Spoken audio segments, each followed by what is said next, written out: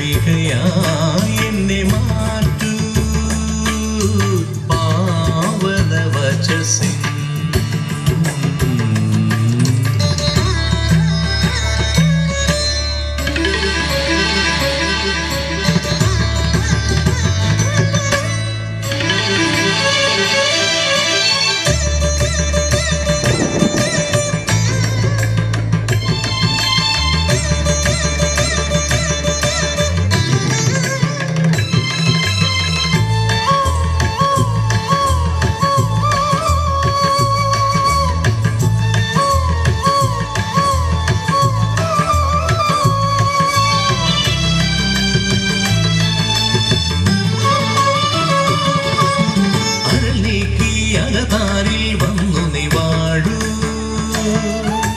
വചനത്തിൻ രീതികളാൽ എന്നെ നിറയ്ക്കൂ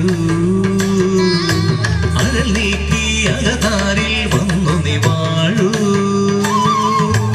വചനത്തിൻ രീതികളാൽ എന്നെ നിറയ്ക്കൂ പ്രത്യാശയേകും സംഗീതമായി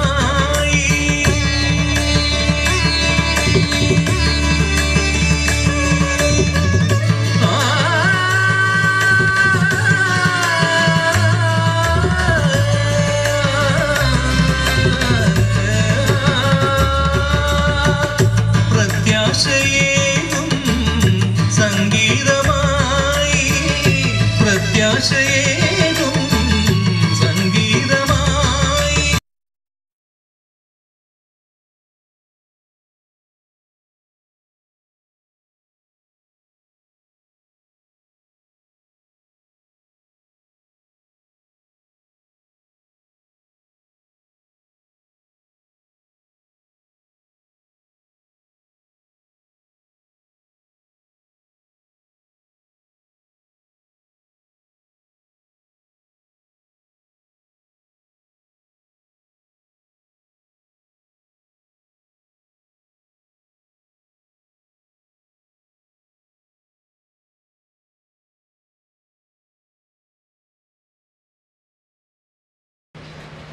സുവിശേഷം പ്രസംഗിക്കുന്നവരുടെ പാദങ്ങൾ എത്ര സുന്ദരം എന്ന തിരുവചനം വ്യാഖ്യാനിക്കുന്ന വേളയിൽ ബൈബിൾ പണ്ഡിതന്മാർ സൂചിപ്പിക്കുന്നുണ്ട്.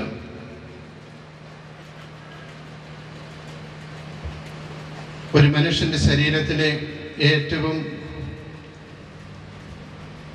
സുന്ദരമല്ലാത്ത അല്ലെങ്കിൽ ചെളി പുരണ്ട ഭാഗമാണ് പാദം. ഇന്നത്തെ പോലെ കോൺക്രീറ്റ് റോഡുകളോ ടാറിട്ട റോഡുകളോ ഇല്ല. പുരാതന കാലത്ത് സുവിശേഷം പ്രസംഗിച്ചത് നടന്നുകൊണ്ടാണ് ചെളിയും പൊടിയും മണ്ണും പുരണ്ട വീഥികളിലൂടെ. അങ്ങനെ ചെളിയും മണ്ണും പുരണ്ട വീഥികളിലൂടെ നടക്കുന്നവൻ്റെ പാദം എപ്പോഴും മലിനമാണ്, അല്ലെങ്കിൽ ചെളിയുള്ളതാണ്. എങ്കിൽ തന്നെയും ആ പാദങ്ങൾ എത്ര സുന്ദരം! കാരണം സുവിശേഷം പ്രസംഗിക്കുന്നവൻ്റെ പാദങ്ങളാണവ. രംഗപൂജയിലെ അതിമനോഹരമായിരിക്കുന്ന പാട്ട് നിങ്ങൾ ശ്രദ്ധിച്ചു കാണും. പാവന വചസ്സിൻ മുരളികയായി എന്നെ മാറ്റൂ എന്ന്. പാവന വചസ്സിൻ മുരളികയായി എന്നെ മാറ്റൂ എന്ന മുഖ്യ വിഷയമായിരുന്നു ആ സംഗീതത്തിലുണ്ടായിരുന്നത്. വാസ്തവത്തിൽ ഈ മിഷൻ ഫെസ്റ്റ് ഇവിടെ വരുന്ന എല്ലാവരിലും മിഷൻ അവബോധവും മിഷൻ ചൈതന്യവും വളർത്തുക എന്നുള്ള ഉദ്ദേശം വെച്ചാണ്. ഇത് കാണുന്ന എല്ലാവരും, ഇത് കേൾക്കുന്ന എല്ലാവരും ക്രിസ്തുവിൻ്റെ വചനത്തിൻ്റെ മുരളികയായിട്ട് മാറുന്ന ഒരു ലക്ഷ്യം, നമ്മളെല്ലാവരും ക്രിസ്തുവിൻ്റെ സാക്ഷികളാകുന്ന ഒരു അവബോധത്തിലേക്ക് വളരുന്ന ഒരനുഭവം, അത് ഈ മിഷൻ എക്സിബിഷൻ വഴിയായിട്ട് സാധിക്കട്ടെ എന്ന് നമുക്കൊക്കെ പ്രാർത്ഥിക്കുകയും ആശംസിക്കുകയും ചെയ്യാം. മിഷൻ ഇയർ ആചരണത്തിൻ്റെ വലിയ ഒരു മുതൽക്കൂട്ടായിട്ട് ഞാൻ എന്നെ കാണുന്നു. തീർച്ചയായിട്ടും വളരെ ഞാൻ മനസ്സിലാക്കുന്ന ബൃഹത്തായ രീതിയിൽ എന്നെ ശാസ്ത്രീയമായിട്ടും ഒരുക്കിയിട്ടുണ്ട്. മിഷനെ കുറിച്ചുള്ള വളരെയധികം ഡേറ്റയും എല്ലാം നമുക്ക് നൽകുന്നതാണ് ഈ ഫെസ്റ്റ് എന്ന് ഞാൻ മനസ്സിലാക്കുന്നു. തീർച്ചയായിട്ടും അവരെല്ലാവരും അഭിനന്ദനം അറിയിക്കുന്നു. ഈ അവസരത്തിൽ ഈ പ്രത്യേകിച്ച് ഈ മിഷൻ കൊല്ലം ഞാൻ കുറേ ഡേറ്റ ഒക്കെ സമ്പാദിക്കുവാനായിട്ട് പരിശ്രമിച്ചു. പക്ഷെ ഒന്നും സാധിക്കുന്നില്ല. ഞാൻ കുറേ എഴുത്തുകളെല്ലാം രൂപതകളിലേക്കും റീജിയസ് കോൺഗ്രിഗേഷനെല്ലാം അയച്ചു. എല്ലാവരും കുറച്ചൊക്കെ തരും, ഒന്നും പൂർത്തിയാക്കുവാൻ എനിക്ക് സാധിച്ചിട്ടില്ല. എനിക്ക് തോന്നിയിട്ടുള്ളത് നമുക്ക് സീറോ മലബാർ സഭയ്ക്കൊരു ഹിസ്റ്റോറിക്കൽ സെൻസ് ഇല്ല. നമുക്ക് ആർക്കും തന്നെ ഒരുപടി കാര്യങ്ങൾ നമ്മൾ ചെയ്യുന്നുണ്ട്, മെഷീനിൽ ഒരുപടി കാര്യം ചെയ്യുന്നുണ്ട്. പക്ഷേ അതിനെക്കുറിച്ചുള്ള ഒരു ഡേറ്റ കുര്യായിൽ പുതിയതായതുകൊണ്ട് ഇല്ല, രൂപതകളിലും ഇല്ല, ആരുടെയും കയ്യിലില്ല എന്നുള്ളതാണ് ഒരു വസ്തുത. കുര്യ ബിഷപ്പ് എവിടെയുണ്ട്? ഈ മിഷൻ വർഷ ആചരണത്തോടു കൂടി നമ്മുടെ സഭയെക്കുറിച്ച്, നമ്മുടെ മിഷൻ പ്രവർത്തനങ്ങളെ കുറിച്ചുള്ള ഡേറ്റ സമ്പാദിച്ച് വയ്ക്കുക മാത്രമല്ല പ്രസിദ്ധീകരിക്കുകയും ചെയ്യണമെന്ന് ഈ അവസരത്തിൽ ഞാൻ അഭ്യർത്ഥിക്കുകയാണ്. ആദ്യം പരിചയപ്പെടുത്തി തരുന്നത് ഒരു അമ്മ തൻ്റെ കുഞ്ഞിനെ മടിയിലെടുത്തിക്കൊണ്ട് വീടിൻ്റെ മുൻവശത്തിരിക്കുമ്പോൾ ചൂണ്ടിക്കാണിച്ചു കൊടുക്കുന്ന ഈശോ, ആ ഫോട്ടോയിൽ കാണുന്നത് ഈശോ ആണെന്നാണ്. ഇന്നൊരു പക്ഷേ പല കലാകാരന്മാരും ക്രിക്കറ്റ് രാജാക്കന്മാരുടെയും സിനിമാ നടന്മാരുടെയും നടികളുടെയും ഒക്കെയാണ് കാണിച്ചു കൊടുക്കുന്നത്. പണ്ട് നമ്മുടെ കാരണവന്മാര് പള്ളിയിൽ മണിയടിക്കുമ്പോൾ വൈകുന്നേരം മുട്ടിന്മേൽ നിന്ന് കൈകൾ വിരിച്ചു പിടിച്ച് പ്രാർത്ഥിച്ചിരുന്നു. കുടുംബ പ്രാർത്ഥനയ്ക്ക് വലിയ പ്രാധാന്യം കൊടുത്തിരുന്നു. അത് കണ്ടാണ് കുട്ടികൾ വളർന്നു വന്നത്. ഇന്നൊരു പക്ഷേ പല കുടുംബങ്ങളിലും സീരിയൽ കാണുവാൻ, ടി വിയിൽ സീരിയൽ കാണുവാനുള്ള സമയമാക്കി തീർത്തിരിക്കുകയാണ് സായം സന്ധികൾ. നമ്മുടെ കാർന്നവന്മാര് ഞായറാഴ്ച ദിവസം ദൈവത്തിന്റെ ദിനമാണെന്ന് മനസ്സിലാക്കി മൈലുകൾ താണ്ടി ഇടവക ദേവാലയത്തിൽ ചെന്ന് ഇടവക വൈദികരോടൊത്ത് വിശുദ്ധ കുർബാന ആഘോഷിച്ചിരുന്നു. നമ്മുടെ കുട്ടികൾ അതാണ് കണ്ടുപിടിച്ചിരുന്നത്. മാതാപിതാക്കന്മാർ കുട്ടികളെ പ്രേരിപ്പിച്ചിരുന്നു, ഈ പള്ളിയിൽ പോകണം.